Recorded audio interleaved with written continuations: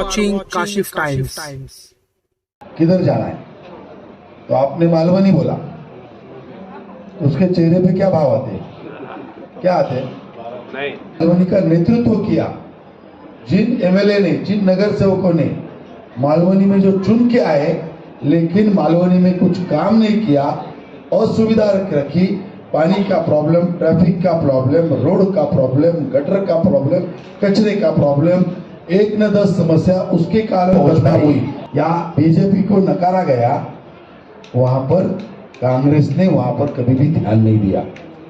असुविधाएं रखकर लोगों को प्रॉब्लम अभी तक ये हो भी गया होता क्योंकि सभी काम ऑलमोस्ट हो गए, लेकिन जैसा ही ये अलॉटमेंट का काम आया ना, हमारे मलाड के नेताजी हैं ना, जिनको आपने वोट दिया है, इधर के एमएलए, उन्होंने अड़ंगा डाल के रखा है, अलग से काम रुका हुआ है इसके लिए, और बाद में ऐसा दिखाने का प्रयास कि मैं करता हूँ, लेकिन जो सच में काम करता है ना, जिसकी प्रबल इच्छा होती है ना, उसको रिजल्ट मिलता ही है भैया।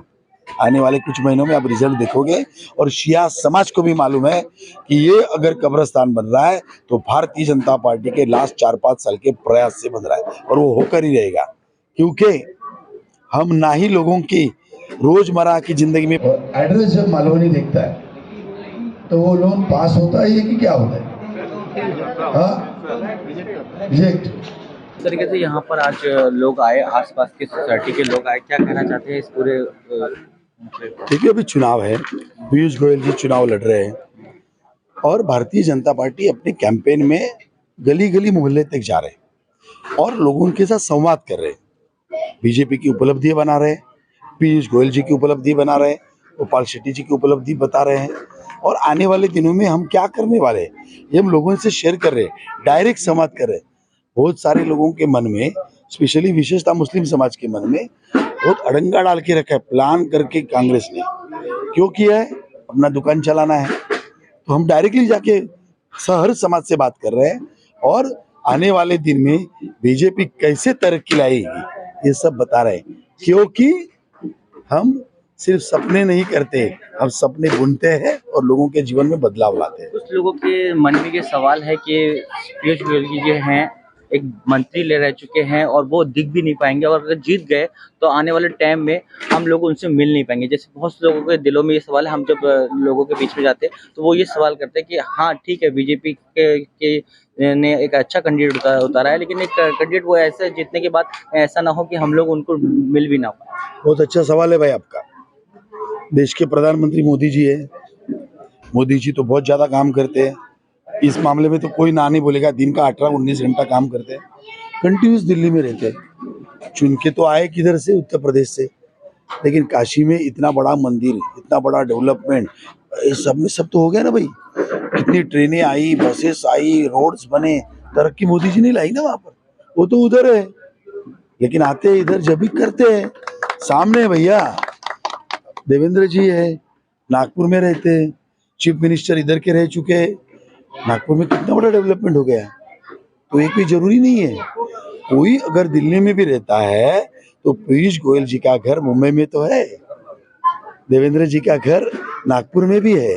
वो मुंबई में मुख्यमंत्री के कारण या उप मुख्यमंत्री के कारण आते हैं, काम होने के बाद उधर जाते हैं, ज्यादा टाइम इधर भी जाना पड़ता है, उधर भी देते हैं तो ध्यान उधर भी देते हैं। वैसे ही तो मैं नगर सेवक था, मैं रहता कहाँ हूँ, मलाड में, जाता था कहाँ, वीटी में, मेरे को हफ्ते में 4 बार जाना पड़ता था वीटी में।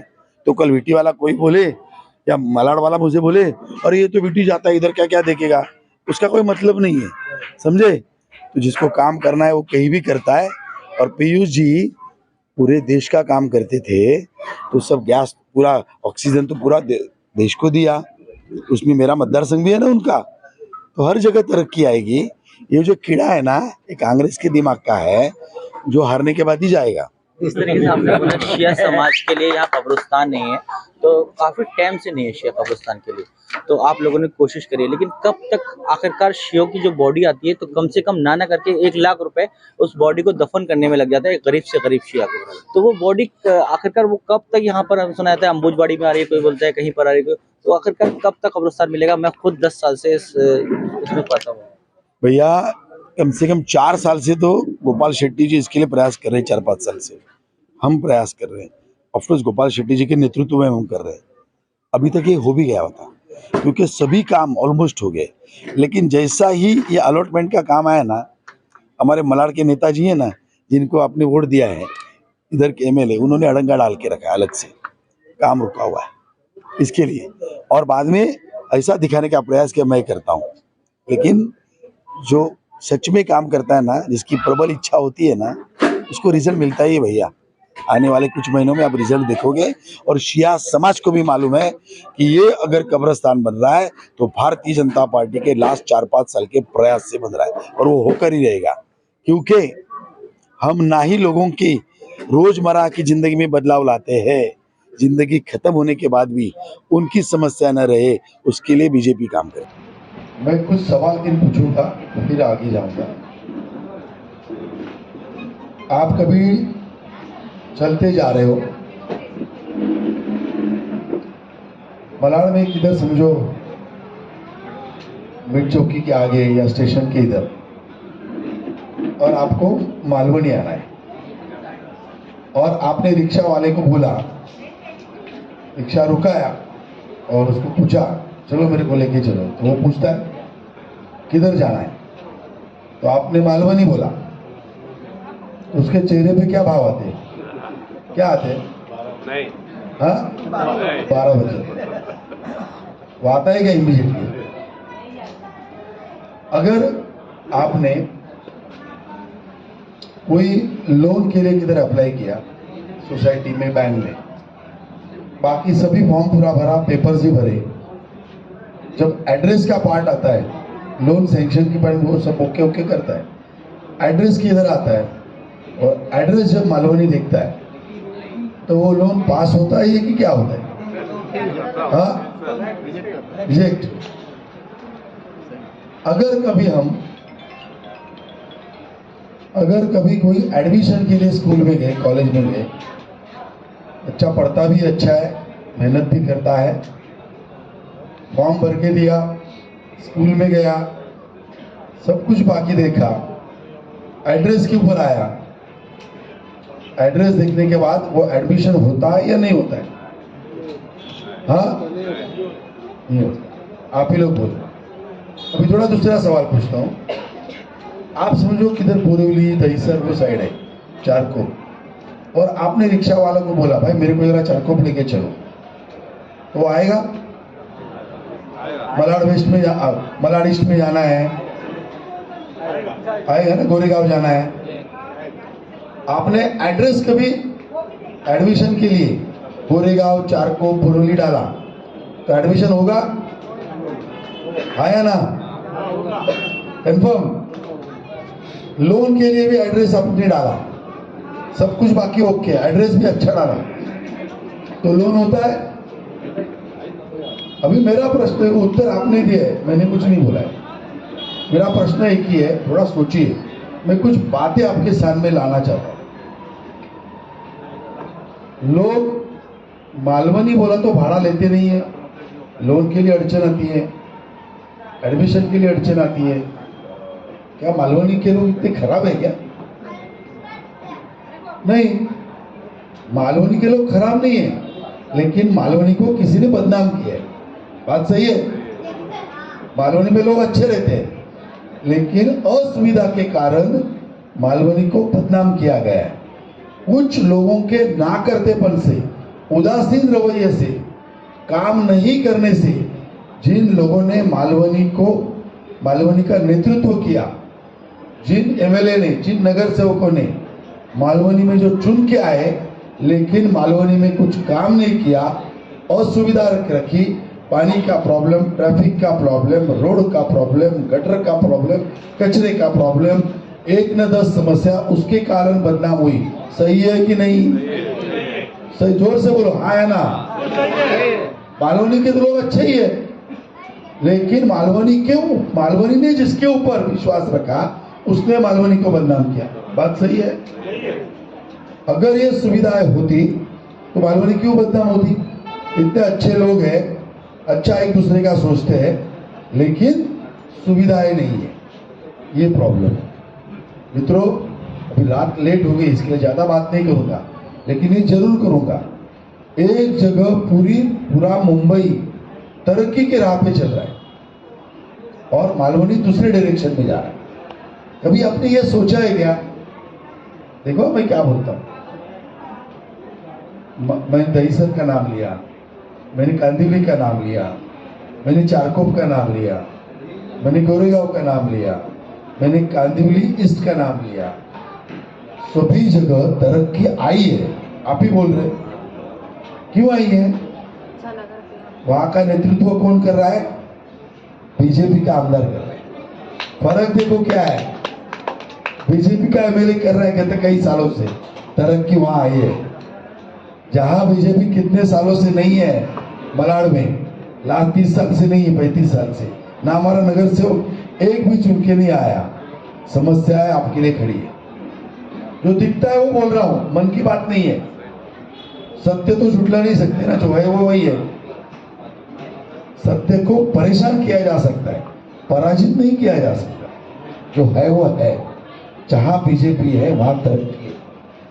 जहां बीजेपी नहीं पहुंच पाई या बीजेपी को नकारा गया, वहां पर कांग्रेस ने वहां पर कभी भी ध्यान नहीं दिया। असुविधाएं रखकर लोगों को प्रॉब्लम में ही डाला है। इसका ही जीता उदाहरण। आज अपने को यहां पर एक बेस्ट कैंडिडेट मिला है। देश का मंत्री है, कैबिनेट मिनिस्टर, मोदी जी की गवर्नमेंट का नंबर 5 का मिनिस्टर। देखो आदमी आता है तो क्या तरक्की आती है। जैसे उन्होंने अपना प्रचार चालू किया, लोगों ने समस्याएं बताना चालू की। उत्तर मुंबई में अच्छा अस्पताल नहीं है, बराबर है। छोटी बड़ी बीमारी आई तो केईएम जाओ, नायर, जे साहेब, बराबर है। एक अस्पताल की जरूरत है, सभी ने वही कहा।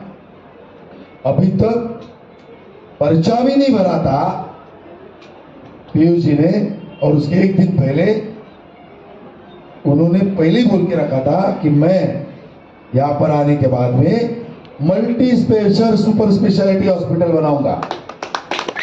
और बोला ही नहीं, पर्चा भरने के एक दिन पहले 400 बेड का multi speciality hospital Borivali east में, जिसका काम भी चालू हो गया। और उन्होंने वादा किया है आने वाले सालों में 1000 बेड का मुंबई का सबसे बड़ा मल्टी सुपर स्पेशलिटी हॉस्पिटल बनाऊंगा। ये है मोदी की गारंटी। बोला तो काम हो गया। अभी उन्होंने बोला है मैं चुन के आने के बाद में इस मालवनी को ड्रग्स मुक्त करा दूंगा, ड्रग्स को इधर से भगा दूंगा। और ये होगा, क्योंकि आज दुख होता है मालवनी में हर जगह ड्रग्स है। इस गली में जाओ, उस गली में जाओ। अरे एक माँ बच्चे को अपना खून देकर, दूध देकर इतने बड़ा करती है, अपने सपने संजोती है कि बड़ा होके इस घर को बड़ा करेगा, मेरे सपने साकार करेगा, मेरे खानदान का नाम बड़ा करेगा। और होता क्या है, कोई गलत लत में लगकर वो बच्चा जब ड्रग्स में जाता है, सिर्फ उसकी जिंदगी बर्बाद नहीं करता, पूरे खानदान की, उस माँ की, बाप के सभी सपने को चकाचूर कर देता है। अपने जीवन के साथ तो खिलवाड़ करता ही करता है, घर के सभी सपनों, लोगों के सपने की खिलवाड़ करता है। कौन सोचेगा इसके बारे में? क्यों नहीं यहाँ के जनप्रतिनिधि ने सोचा, एमएलए ने नहीं सोचा? बाकी सब चीजों में सब काम करते हैं, पीयूष जी करने वाले हैं। आप देखना आगे आने वाले दिनों में पहला टारगेट मालवनी ड्रग्स मुक्त होगा। ये होके ही रहेगा, ये होने वाला है, क्योंकि सोच है। और ये मैं क्यों बोलता हूं, क्यों पीयूष जी ने किया है भाई। अभी कोविड में 80 करोड़ जनता को अनाज मिल रहा था फ्री में, मालूम है ना आप लोग को? ये कौन दे रहा था? ये क्या महाराष्ट्र गवर्नमेंट दे रही थी? मोदी जी भेज रहे थे, प्रैक्टिकली भेज रहे थे। ये काम किसको दिया था? पीयूष गोयल जी को दिया था। पीयूष गोयल जी ने उस टाइम दिन रात मेहनत करके 80 करोड़ लोगों को फ्री में खाना दिया। और अभी भी 5 साल मोदी जी ने बोला है और देंगे। ये पीयूष जी का काम है। पीयूष जी ने और क्या किया? कोविड में ऑक्सीजन की कमी थी, आपको मालूम है, लोग ऑक्सीजन के कारण मरते थे, नहीं मिलने के कारण।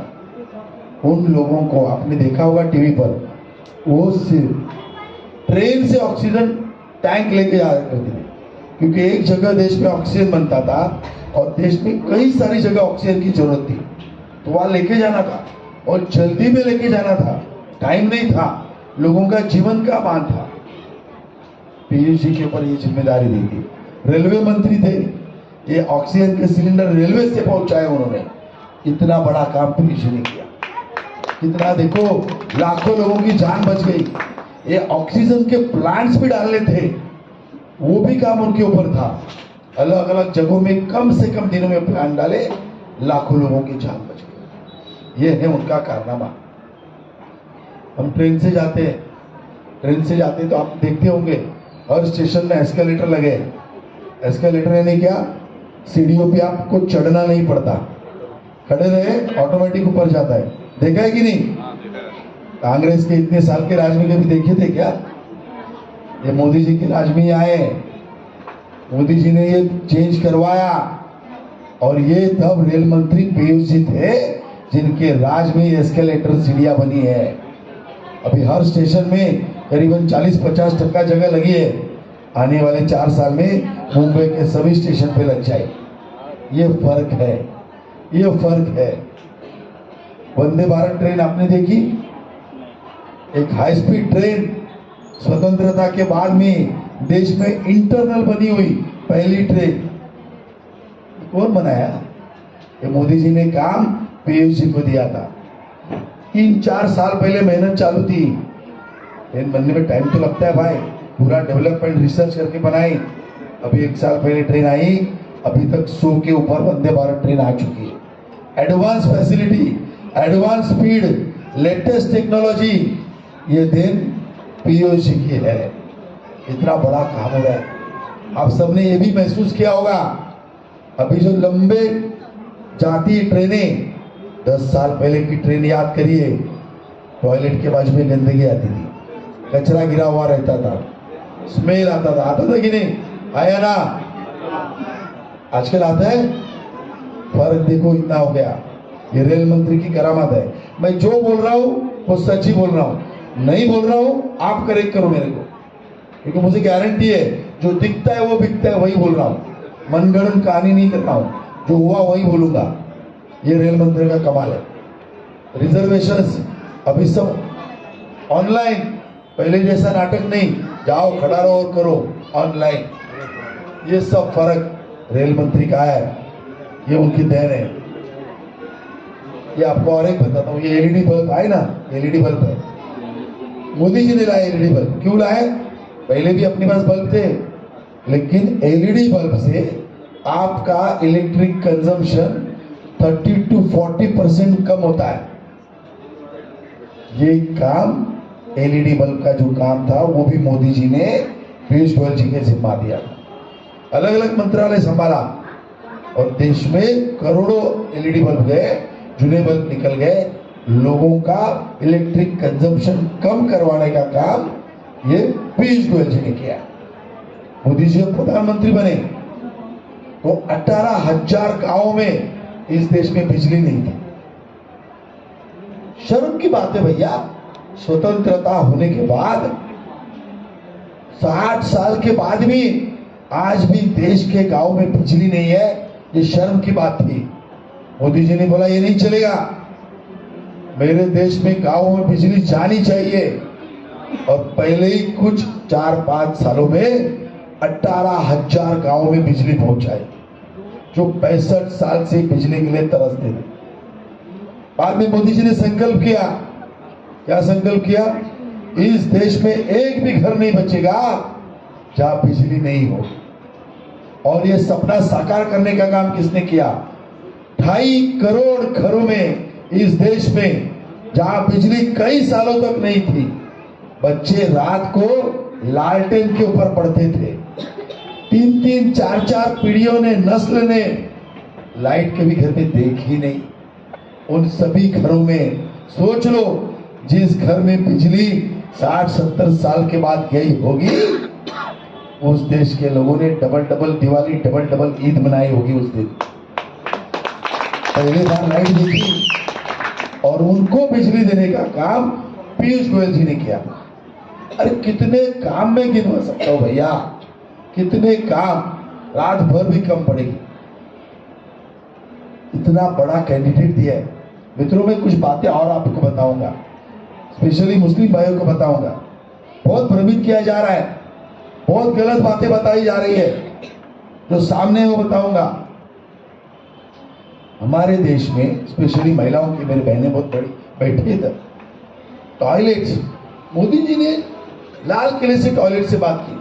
अरे लोग बोलने लगे, अरे 15 अगस्त से कोई लाल किले से टॉयलेट की बात करता है? अरे भाई क्यों नहीं करेगा? अगर टॉयलेट की समस्या देश में थी तो जरूर करेगा। मोदी जी ने टॉयलेट को इज्जत कर बोला, इज्जत कर। क्यों बोला? कारण है, कारण है। टॉयलेट क्या है? मेरी ये बहनें गांव में, आप लोग गांव भी तो जाते होंगे, मुंबई में थोड़ी कम समस्या है, लेकिन गांवों में लेडीज लोग को सुबह के अंधेरे का पहले जाना होता है। अगर वो टाइम गलत हो गया तो रात के अंधेरे तक रुको, वो गंदगी पेट में रखो, बीमारियां बढ़ती है। ये हालत महिलाओं की हुई। उन महिलाओं को इज्जत देने का काम इस देश में पहले बार किसी ने किया है तो मोदी जी ने किया है। 10.5 करोड़ टॉयलेट्स बना के दिए। भाई ऐसा नहीं सोचा ये हिंदू है, मुस्लिम है, क्रिश्चियन है, जैन है, जिसको जरूरत है उसको दो, जिसके पास सुविधाएं नहीं उसके पास पहुंचाओ। ये काम मोदी जी की माँ, मोदी जी बचपन में माँ चूल्हे पे खाना पकाती। चूल्हे पे खाना पकता है ना तो धुआं ना नाक में जाता है, फेफड़े में जाता है। एक महिला जब एक बार घर का खाना चूल्हे पे पकाती है पूरा, तो 30 सिगरेट इतना धुआं अंदर लेती है, पी लेती है, फेफड़े में जाता है, अपनी उम्र कम करवा लेती है। और आंखों में जो धुआं जाता है वो अलग, आंखों का प्रॉब्लम। घर काला होता है, बर्तन काले होते हैं, लकड़ियां 1-1, 2-2 किलोमीटर पहाड़ पे जाके लानी पड़ती है, झाड़ काटने पड़ते हैं।